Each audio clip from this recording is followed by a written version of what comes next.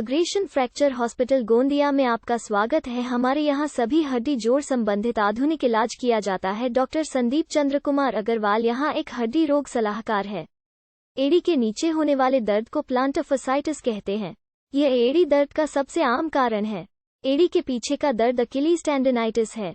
दर्द एड़ी और पैर के अंदरूनी या बाहरी हिस्से को भी प्रभावित कर सकता है।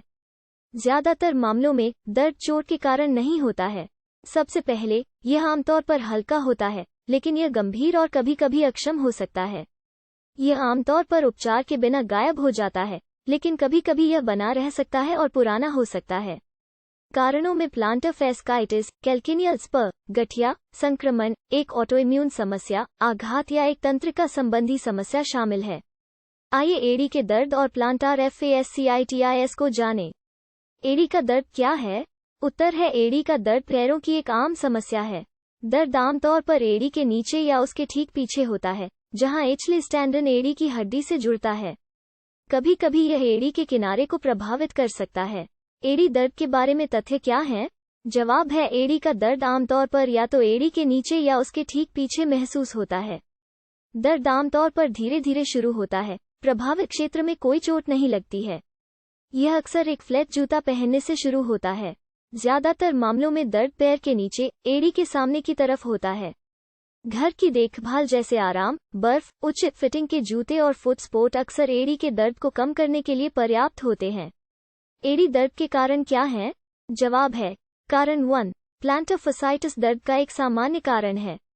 एड़ी का दर्द आमतौर पर एक चोट के कारण नहीं होता है, जैसे कि मोड़ या गिरना, बल्कि बार बार होने वाले तनाव से। प्लांटर फसाइटिस प्लांटर प्रावरणी की सूजन है।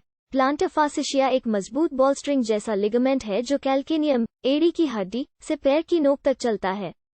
जब तल का प्रावरणी बहुत दूर तक खिंच जाता है, तो उसके कोमल ऊतक तंतु सूज जाते हैं। यह आमतौर पर तब होता है जब यह एड़ी की हड्डी से जुड़ जाता है, लेकिन कभी कभी यह पैर के मध्य भाग को प्रभावित करता है। पैर के नीचे दर्द महसूस होता है, खासकर लंबे समय तक आराम करने के बाद। यदि अकिलीज कंडर भी कड़ा हो जाए तो बछड़ा मांसपेशियों में ऐंठन हो सकती है। कारण 2, रेट्रोकैल्केनियल बर्साइटिस या हील बर्साइटिस है। सूजन एड़ी के पीछे, बरसा में, तरल पदार्थ से भरी रेशेदार थैली में हो सकती है। यह एड़ी पर अजीब तरह से या सख्त उतरने या फुटवियर के दबाव के परिणामस्वरूप हो सकता है। दर्द एड़ी के अंदर या एड़ी के पिछले हिस्से में महसूस किया जा सकता है। कभी कभी एचलिस टेंडन सूज सकता है। जैसे जैसे दिन चढ़ता है, दर्द आमतौर पर बदतर होता जाता है। कारण 3, एड़ी की गांठ है। इसे पंप बम्प्स के रूप में भी जाना जाता है। ये किशोरों में आम है। एड़ी की हड्डी अभी पूरी तरह से परिपक्व नहीं हुई है और यह अत्यधिक रगड़ती है, जिसके परिणामस्वरूप बहुत अधिक हड्डी बन जाती है। यह अक्सर सपाट पैर होने के कारण होता है। यह हड्डी पूरी तरह से परिपक्व होने से पहले ऊंची एड़ी के जूते पहनना शुरू करने के कारण हो सकता है। कारण 4 है, टार्सल टनल सिंड्रोम।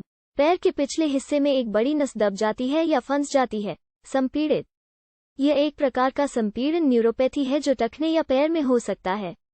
कारण 5, एड़ी के पैर की पुरानी सूजन है। यह या तो एड़ी के पैर के बहुत पतले होने या भारी कदमों के कारण होता है। कारण 6, स्ट्रेस फ्रैक्चर है।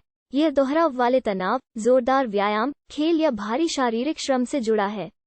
धावकों को विशेष रूप से पैर की मेटाटार्सल हड्डियों में फ्रैक्चर का खतरा होता है। कारण 7, सेवर्स रोग है। कारण 8, अकिलीज टेंडिनोसिस है। इसे अपक्षी टेंडिनोपैथी, टेंडोनाइटिस, टेंडिनोसिस और टेंडिनोपैथी के रूप में भी जाना जाता है।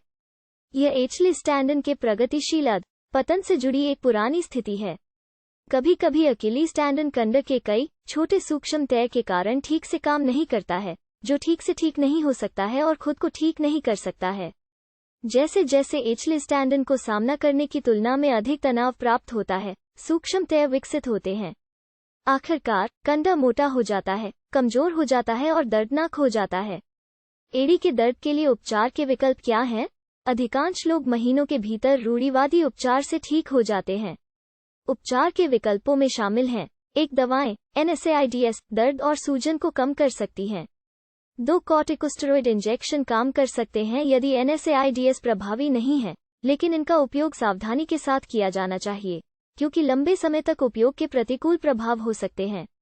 3 भौतिक चिकित्सा ऐसे व्यायाम सिखा सकती है जो तल के प्रावरणी और अकिलीज कंडर को फैलाते हैं और निचले पैर की मांसपेशियों को मजबूत करते हैं, जिसके परिणामस्वरूप टखने और एड़ी का बेहतर स्थिरीकरण होता है। 4 एथलेटिक टेपिंग से पैर के निचले हिस्से को बेहतर सपोर्ट मिलता है। 5 थॉटिक्स या सहायक उपकरण और इंसोल पैर की खराबी और कुशन को ठीक करने में मदद कर सकते हैं और उपचार प्रक्रिया के दौरान आर्च का समर्थन कर सकते हैं। सर्जरी की बहुत ही कम जरूरत होती है। अगर कुछ और काम नहीं करता है तो एक सर्जन तल की प्रावरणी को एड़ी की हड्डी से अलग कर सकता है। एक जोखिम है कि यह पैर के आर्च को कमजोर कर सकता है। नाइट स्प्लिंट्स एक रात की पट्टी काफ और पैर में फिट की जा सकती है और नींद के दौरान रखी जा सकती है। यह तल की प्रावरणी और अकिलीज कंडर को रात भर लंबी स्थिति में रखता है और उन्हें फैलाता है। एड़ी के दर्द के लिए कौन से व्यायाम हैं? काफ का खिंचाव एड़ी के दर्द को रोकने या उसका इलाज करने में मदद कर सकता है। काफ की मांसपेशियों को फैलाने के लिए व्यायाम मदद कर सकता है। एड़ी के दर्द का घरेलू इलाज क्या है? घरेलू देखभाल एड़ी के दर्द से छुटकारा पाने में मदद कर सकती है जो गंभीर नहीं है। यह भी शामिल है एक आराम 2 आइस पैक को कपड़े में लपेटकर प्रभावित जगह पर लगभग 15 मिनट तक रखें, लेकिन सीधे त्वचा पर नहीं। 3 फुटवियर संशोधन। 4 foot sport. Thank you. Stay healthy, be happy, enjoy. For details contact Agrasen Fracture Arthritis Hospital, Dr. Sandeep C. Agrawal, Senior Orthopedic Consultant, MS, DNB, Orthopedics, Agrasen Hospital, Gondia, www.agrasenortho.com. Be healthy.